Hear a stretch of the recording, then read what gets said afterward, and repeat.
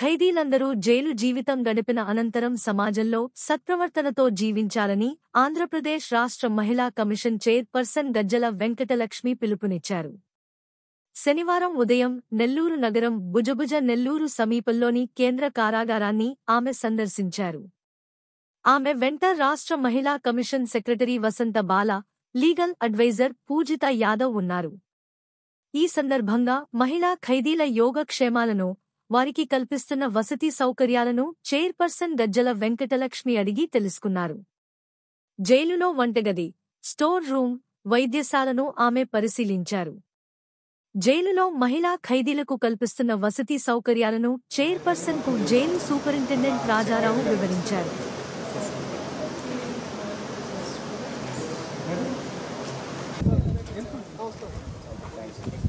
బాబు బండి మీద ఫోటో తీ.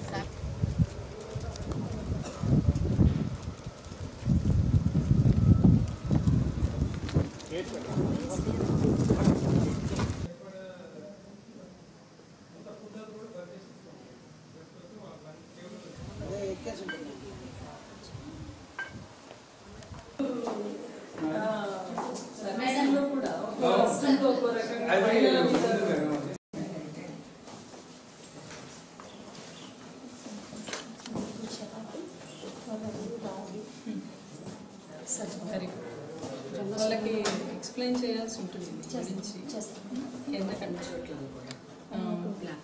వల్ల గ్రీనరీస్ వల్ల వెజిటబుల్స్ వల్ల ఏంటి మనం యూసేజ్ మాకేమైనా ఇంకా కావాల్సిన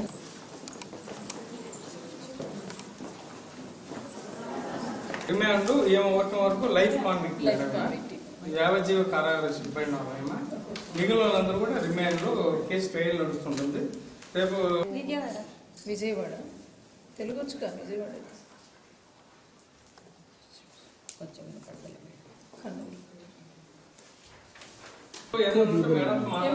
మీకు ఇక్కడ లోపల ఉన్న వాళ్ళ అందరూ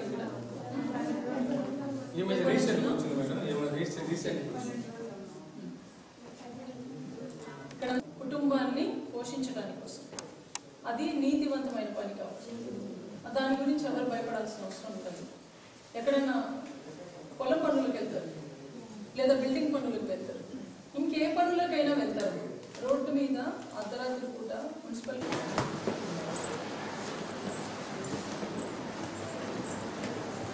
తర్వాత ఏంటంటే ఇక్కడ వెజిటబుల్స్ ఆకుకూరలు పండించటం వల్ల ఇక్కడ మీరు పోయే ఒక ఎలాగో కిచెన్లో కూడా వీళ్ళకి డ్యూటీస్ వేసి చేస్తారు కాబట్టి మీకు ఇది కూడా ఇక్కడే పండిన అంటే మనము ఎరువులు వేసి మందులు వేసి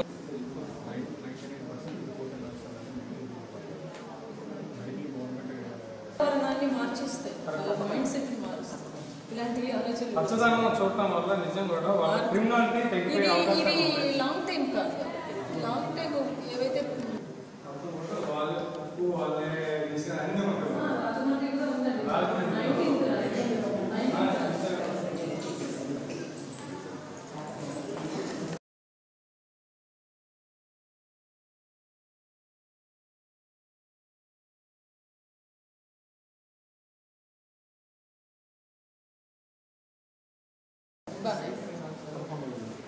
మొత్తం లేడీస్ సంబంధించి వాళ్ళకి ఏదైతే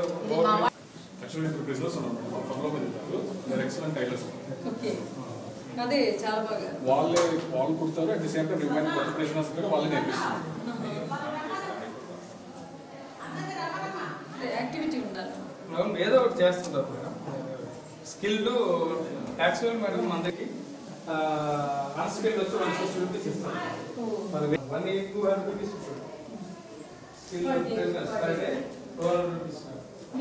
ఇక్కడికి వచ్చిన తర్వాత ఇంకా బాగా నేర్చుకున్నారు. మీరు పుట్టుతూ ఉండండి, మీకే మంచిది, డబ్బులు వస్తాయి. తర్వాత మీరు బయటకు పోయినప్పుడు లేదా ఇక్కడ ఉన్నప్పుడు కూడా మీకు వాడుకోవడానికి వస్తుంది. బయట పోయిన తర్వాత కూడా ఒకవేళ చదవచ్చా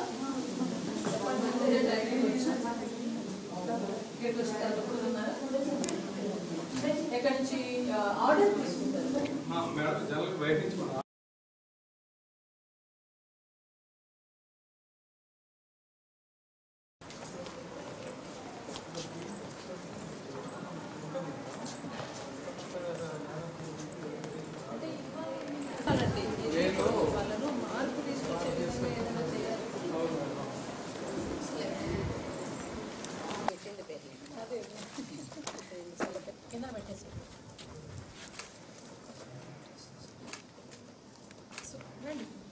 మీరు కన్యాకుమారి గారు అరే పట్టుకుంటారు మీరు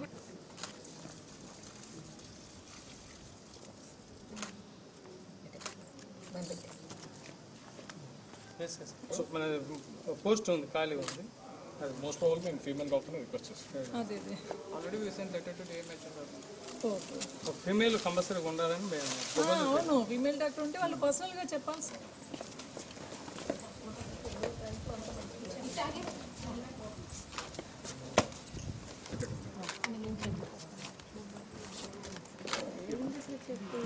వీళ్ళకేముంటుంది మేడం?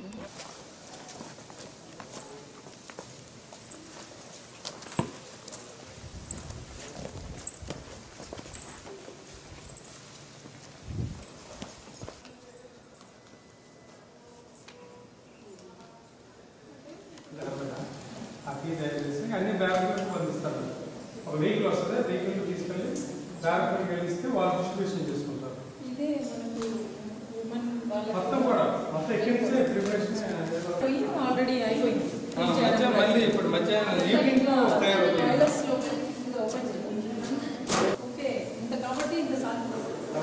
వాళ్ళకందరికీ ఎక్స్పర్ట్ ఎవరైతే హోటల్లో చేసి బాగా ట్రైనింగ్ అయిన వాళ్ళని పెడతారు.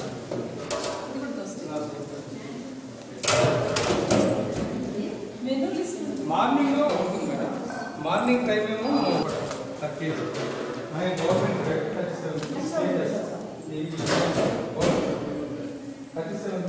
175 grams. 175 grams. Every Tuesday. ఇది 80 గ్రాములు మేడం. దాల్ వచ్చేసి 80 గ్రాములు వచ్చేసి 20 గ్రాములు. ఇది లీవ్ కర్రీ చపాతీ మేకింగ్ మిషన్ వచ్చేస్తాం. చపాతీలు కాలు వచ్చేస్తా దాని నాకు రైస్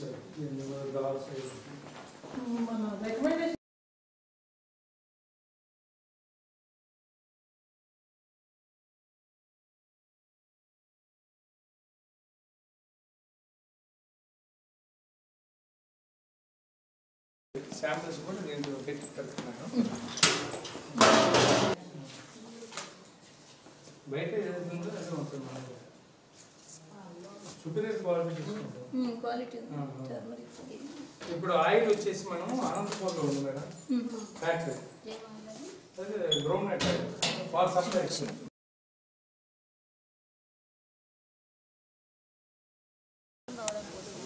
తప్పు చేసిన వాళ్ళు తప్పుడు తప్పు చేసిన వాళ్ళు కూడా మారాలి. మారి మంచి వాళ్ళగా వస్తేనే సమాజంలో అందరూ బాగుంటారు. ఇంకొకరు తప్పు చేయకోకుండా మీలాంటి వాళ్ళు బయటకు వెళ్ళిన తర్వాత ఇలాంటి తప్పు చేయకూడదు అనే విధంగా మీకు చెప్పాల్సిన అవసరం ఉంది. సో మీరు కూడా బాధ్యతగా ఉండండి. ఏ మహిళను కూడా ఇబ్బంది పెట్టకండి.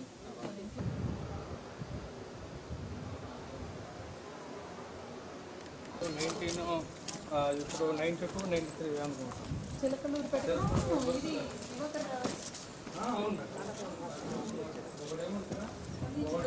ఈ పేషెంట్ ఇక్కడ పెట్టుకొని ట్రీట్మెంట్ ఇస్తాం. ఓల్డ్ ఏజ్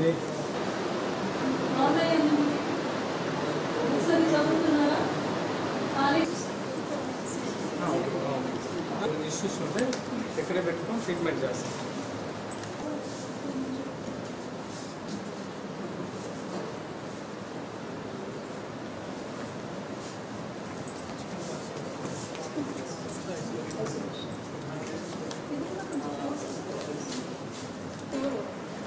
చదువుకోండి, బుక్స్ ఇచ్చారా మీకు? చదువుకోండి.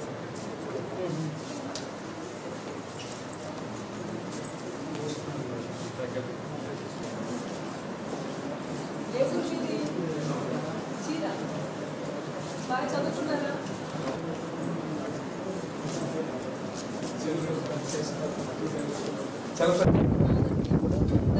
వీళ్ళకి మెయిల్స్ రావడం కూడా అందుకుతాం.